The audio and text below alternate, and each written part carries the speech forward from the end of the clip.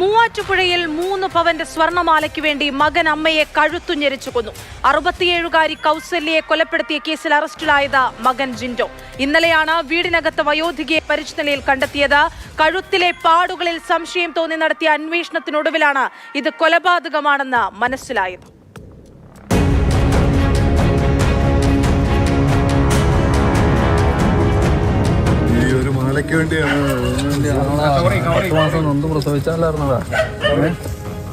മൂന്ന് പവന്റെ സ്വർണമാലയ്ക്ക് വേണ്ടിയാണ് അമ്മയെ അതിക്രൂരമായി കൊലപ്പെടുത്തിയതെന്നാണ് മകൻ ജോജോ പോലീസിന് മൊഴി നൽകിയിരിക്കുന്നത്.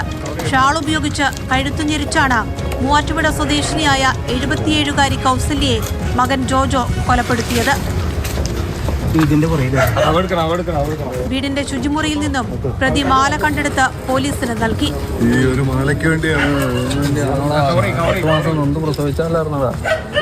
ഞായറാഴ്ച രാത്രി 7:30യോടെയായിരുന്നു വയോധികയെ വീടിനകത്ത് മരിച്ച നിലയിൽ കണ്ടെത്തിയത്. മക്കൾ തന്നെയാണ് മരണവിവരം നാട്ടുകാരെ അറിയിച്ചത്. ഹൃദയാഘാതമാണെന്നായിരുന്നു പ്രാഥമിക സംശയം. കഴുത്തിലെ രക്തം കട്ടപിടിച്ച പാടുകൾ കണ്ടതോടെ പരിശോധിച്ച ഡോക്ടർക്ക് കൊലപാതകമാണെന്ന് സംശയം തോന്നി. രാവിലെ പോലീസ് എത്തി വിശദമായി ചോദ്യം ചെയ്തപ്പോഴാണ് അമ്മയെ ഷാൾ ഉപയോഗിച്ച് കഴുത്തുഞെരിച്ചു കൊല്ലുകയായിരുന്നുവെന്ന് മകൻ ജോജോ സമ്മതിച്ചത്. സംഭവത്തിന്റെ ഞെട്ടലിലാണ് പ്രദേശവാസികൾ ഉൾപ്പെടെ. കൗസല്യയുടെ മൃതദേഹം നാളെ പോസ്റ്റ്മോർട്ടത്തിന് ശേഷം ബന്ധുക്കൾക്ക് വിട്ടു നൽകും.